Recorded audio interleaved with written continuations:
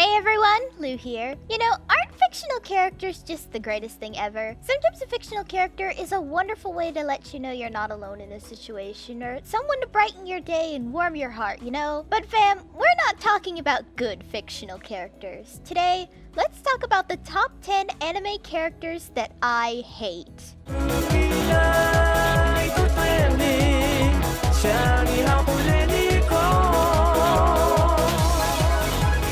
Now, a bit of a disclaimer before I start this. Sometimes a character comes from a series that is genuinely brilliant, and they are a character we are literally meant to hate, so, yeah. Also, spoilers for a shit ton of anime, by the way. I apologize for that, but, you know, sometimes explaining my hatred for a character does involve talking about spoilers. At number 10, we have Gardner from Yu-Gi-Oh! What? There's a Yu-Gi-Oh! Character that I hate that isn't an overly obvious villain? Yes, and her name is Gardner. Now let me explain that I specifically mean the 4Kids English dub of Yu-Gi-Oh! She is actually a good character in the original, but because of 4Kids' scripting and editing, it makes me just not like her at all. From when I was a kid to now, I have always disliked Taya. The problem with Taya is that she literally doesn't do anything. All she does is worry about Yugi and sits there just kind of hoping something doesn't happen. 4Kids just sometimes even makes her extremely thirsty for Yugi, when in the original it's kind of Yugi who's thirsty for her. And I know she speaks the same in the original, but her words and delivery in the original come off a little more genuine and heartfelt instead of, "I hope Yugi's okay." Yes, I know, in the virtual world arc, she shows some level of capability, but come on, she literally needed to rely on one of Yugi's trump cards to beat the Penguin from Batman, when they could have used Magician's Valkyria if they really wanted her to use a female magician character. Not to mention the card still would have beat Donald Trump in Penguin form. Her voice was always a really bad take. I know some of the dub cast was wonky, but they were villains or minor characters that were supposed to be goofy. With Taya, her voice just added to the annoyance. At number 9, we have Griffith from Berserk. I was rooting for you! We were all rooting for you! How dare you! No character has betrayed me the way Griffith from Berserk did. When I started watching the Golden Age films, I absolutely loved his character, and I admired him the way Guts did. He was a strong character with motives that you believe are good.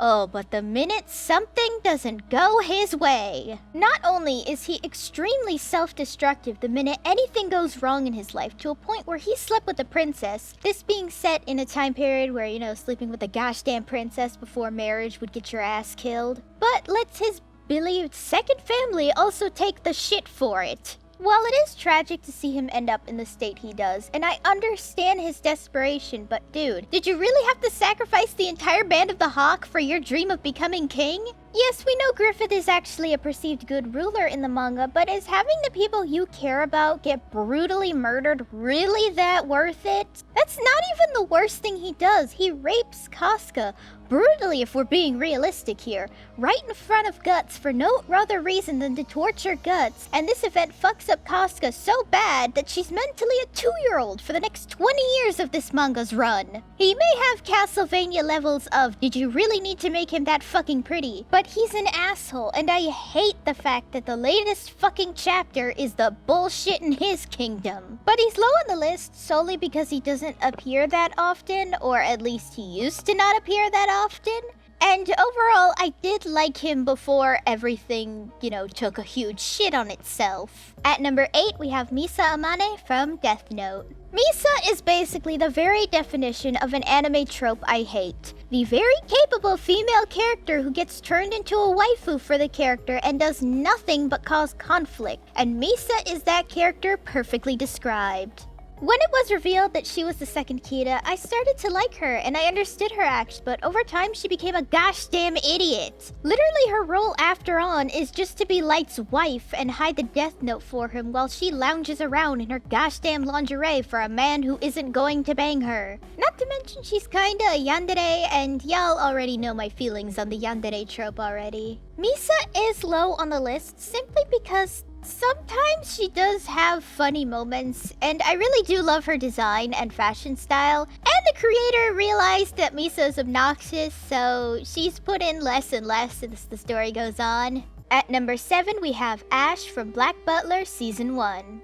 Ashlanders, whatever the fuck gender they are, is like Ash is another fucking weird angel that's a man and woman at the same time, is the worst fucking anime-only protagonist ever made. At least Dante from the 2003 Fullmetal Alchemist anime was a very interesting character, if I'm comparing anime original villains here. But Ash? They literally have no motivation other than to purify, which makes no sense, as why does purification mean everyone goes crazy, dies, or becomes evil? Better yet, why the fuck haven't any other angels or the big G stopped him? I know it's theorized that Ash is a fallen angel for whatever reason, and it's doing this purification thing to get back into the pearly gates of heaven. But since we get none of that in the actual anime, then I'm just gonna assume he's like base game Arden Izunia and has no fucking backstory. You know, there's a reason Yana Toboso never makes sketches of Ash in her free time and only really drew him for promotional images. Ash fucking sucks as a character and an antagonist. Let's just say I'm really fucking glad he dies the way he did, like the little bitch he is. At number 6, we have Ton from Aggrestsuko. You ever apply for work and think it'll be like skull-faced bookseller Honda-san, where it's all fun antics and a nice paycheck? Yep. Do you ever apply for work and get terrified you'll be stuck working with some asshole for a while? Meet Tom from Aggrestsuko. Literally everyone's worst fucking nightmare for a boss and the biggest fucking asshole ever. He's sexist, rude, abuses his position, creates favoritism, and doesn't even do his damn job. There's nothing even likable about this asshole. Every time I see this obnoxious pig, I just want to turn him into bacon. Absolutely nothing about him is redeeming, and I can't stand him. Damn it. Let'sgo didn't deserve any of this bullshit he put her under, and I hope y'all can quit a job run by an asshole like him. At number 5, we have Endeavor from My Hero Academia. I would honestly say that Endeavor is one of the most abusive fathers in anime. I say abusive and not the absolute worst because, well, as long as Shao Tucker exists, fucking nobody can be the worst father in anime. So I'm just gonna say abusive because at least Shao Tucker had the decency to be nice to his daughter before turning her into a dog. Endeavor was jealous of All Might since their time at UA, and basically he's a direct warning to the reader of what could happen to Bakugo if Deku was never as sweet as he is towards him. Not saying All Might wasn't nice, but hey, he probably was busy or something. Because of Endeavor's jealousy, he arranged a quirk marriage, which is basically marrying someone for their quirk, and made his wife with ice powers constantly have children with him until they had a child powerful enough that could surpass All Might. They tried 3 times before Shoto was born with both powers. Before that, Endeavor basically viewed all his children as complete failures and severely neglected them and left them to be raised by their mother and the staff of the Todoroki household. He neglected them so badly that presumably his second oldest son ran away from home, and it's theorized that he became the villain Dobby from just how badly Endeavor treated him. Oh, but it doesn't stop at the theoretic stuff with Dobby or the other kids. You want to know what he did to Shoto? He basically beat him and made him start training from a toddler. He would physically beat Shoto so badly that at 5 years old he'd throw up from the pain. Shoto wasn't his only victim either. He would physically beat his wife and emotionally abuse her so badly that she had a mental breakdown and hit Shoto over the head with a hot tea kettle. You know, I also sort of think that Endeavor's kids weren't exactly made by consent, if I'm being honest here, but that's just me. Yeah, why is he not too high on here? Despite all this disgusting shit he's done, his redemption arc is decent enough. Do I think he deserved one? Absolutely not. Nothing about Endeavor, even prior to what Shoto tells Deku, is likable. And I never believe parents like him deserve a redemption. But the execution is good, I guess. I like that the author knows that we aren't going to forgive him, or we may not want this redemption. Which is why Endeavor himself openly admits he knows he doesn't deserve a redemption, and I applaud that no one forgives him, because he doesn't deserve it. Or some have the heart, but need time to see if he actually can be a decent fucking human being. Does that mean I like him now? Oh fuck no, I still hate his fucking guts, and I hope there's a day where Shoto can punch him, if I'm being honest. At number 4, we have Virus and Trip from Dramatical Murder. I put these two at number 4 because they're from the same series with the exact same issue. They're both absolutely disgusting and creepy. While only the OVA explores it, the ending where Virus and Trip kidnap Alba was and is the only bad ending from Dramatical Murder that I actually had the stomach to read and was genuinely disgusted. Trip, cake frosting is not lube. And Virus, your gosh damn snake is not a dildo. You could say, oh, but all these characters have bad ends that make them look terrible. Yes, but they are all mentally broken in those bad endings. Alba accidentally stripped them of all sanity and humanity in those endings, and they're basically their worst nightmare amped up to 100. That's kind of the whole point of those bad ends, is to show literally what can become of someone if Alba doesn't listen to them right. Yet with Virus and Trip, they are literally like that from day one, and it's sickening. They had these plans to kidnap Alba and keep him as a sex slave from the moment they erased Sly Blue from his mind, and it's really fucking creepy. Out of personal experience lately, I've known a lot of people specifically like Virus. People who pretended to be nice and act like my friend, when in reality they were waiting for the perfect opportunity to strike and almost hurt me. Luckily, I never did get hurt by people like Virus because I'm very careful, but it's that possibility that still really creeps me out. But seeing his character just genuinely disturbs me and makes me hate him. Even before my experiences, I hated him, so yeah. At number 3, we have Hannah Anafeloz from Black Butler. I hate misunderstanding plot lines. Why? Because literally none of the bullshit in a plot happens if someone just says something, and it's this reason why I can't stand Hannah. She literally could have solved everything by just giving Eloise a handful of bluebell flowers, calling him Big Brother, and saying stuff only would Luca know, and bam, he'd automatically believe her with no trouble. How do we know this? Literally look at episode 10. She literally calls him Big Brother in an outburst he had, and he automatically knew something was wrong. Yes, she does say demons enjoy the suffering of others, but Hannah, there's literally a soul inside you telling you to save his damn brother. Considering you got corrupted or whatever the fuck happened there, then yeah, I'm calling bullshit here. Why do I hate Hannah over Claude then? Claude could have also told Eloise the truth and done nothing with it, making it so the other half of the conflict doesn't happen, right? Well, Hannah lets herself get her ass kicked, and I legitimately get angry seeing it. She lets every man in this series physically kick her ass when she literally carries the only thing that kills demons inside of her. I doubt it's that hard to just whip it out and kick someone's ass. I just hate how mentally weak she is, and it pisses me off to see a character who could have solved everything if they just said something. At number 2, we have Takumi Ichinose from Nana. Nana is a brilliant series about two girls with the same name just trying to live in Tokyo and deal with their romantic lives. Nana Osaki's boyfriend, Ren, is now in a band with Takumi Ichinose, who's extremely selfish about how much time Ren can spend away from the band that, he called Trap Nest. Real clever name there, asshole. Nana Komatsu, or Hachi as fans and Nana Osaki calls her, was a big fan of his and enjoyed their music a lot. She recently went through her second most painful breakup ever after her boyfriend admitted to actually cheating on her. What does Takumi do? Oh, you think he'd just be, show some support and be a really good person, right? If he was like that, he wouldn't be on this list. Instead, he takes advantage that she's emotionally vulnerable and pressures her into sex. Oh, but it doesn't stop there, ladies and gentlemen. He refuses to use protection, which causes Nana Komatsu to end up pregnant. I mean, yes, Nana Komatsu should have pressured him, but he was honestly being really forceful about it, and she was presumably on birth control, which unfortunately a lot of women just think is as secure as a condom, so in this case, it's mostly Takumi to blame here. Not only does he make her break up with her loving boyfriend, or else he's not helping raise a child that he pressured her into making, but makes her marry him, cheats on her multiple times while she's pregnant, doesn't actually love her, forces her into having sex with him while she's pregnant even though she tells him multiple times that she's not comfortable with that, forces their child to live with him in England, and completely neglects their second child. I kid you not.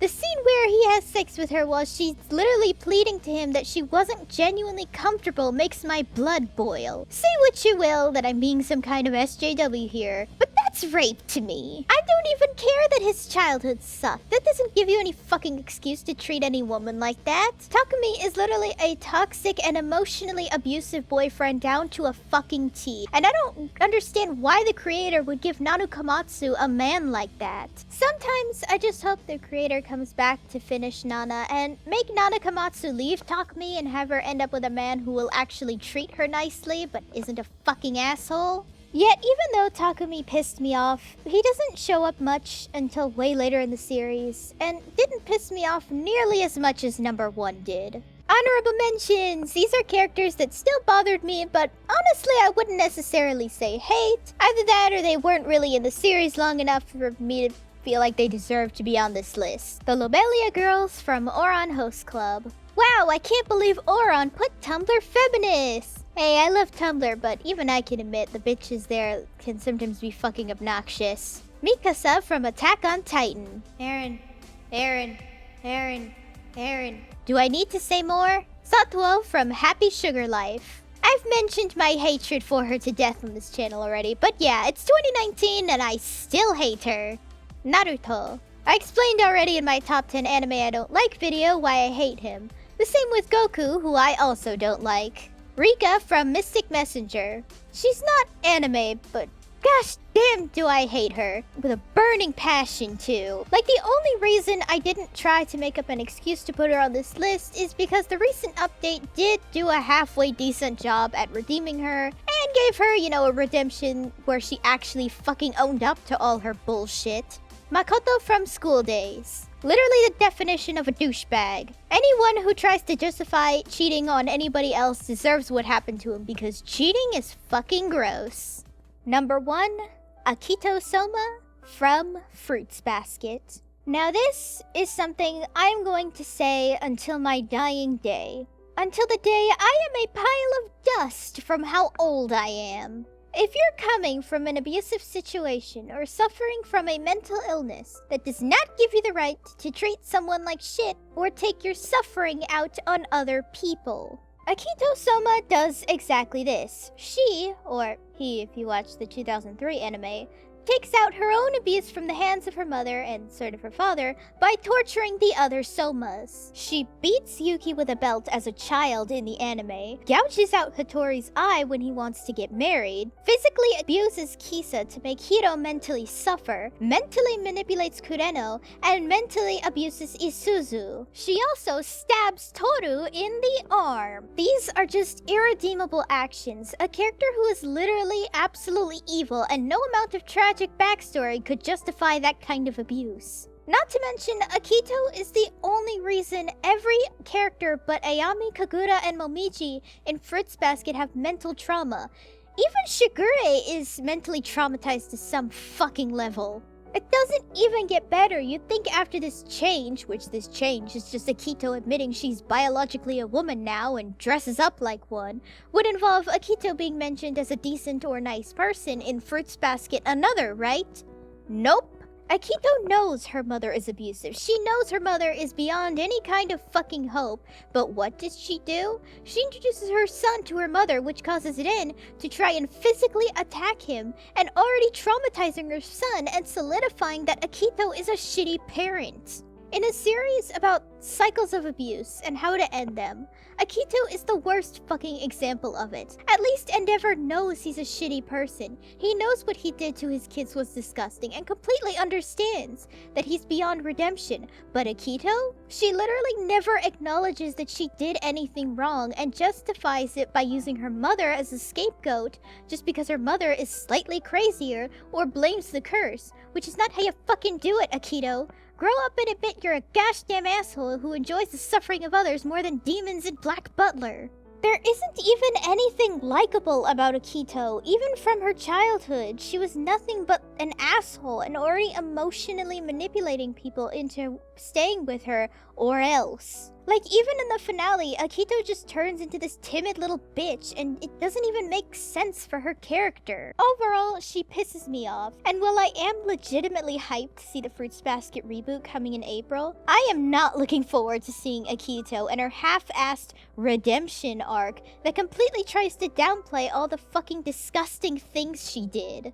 Before ending the video, I do want to thank you guys here on YouTube and my fan server for helping me with video priorities like this. I did a poll on my community page and my fan server out of curiosity on which video I should do next, and it really helped a lot with the script writing because people were really fucking excited for me to spill the salty tea. And it was just really fun to just spill the Costco-sized salty tea bottle. Hey guys, thanks for watching. If you liked the video, then be sure to give it a thumbs up and consider subscribing if you're new. And if any old or new subs would like to help support the channel in any way, then feel free to visit my Ko-fi page down below in the description, along with my social media tabs. For any subscribers, new or old, who'd like to help with video ideas or maybe want to talk about anime or something, then I have a fan server linked down below. See you next time!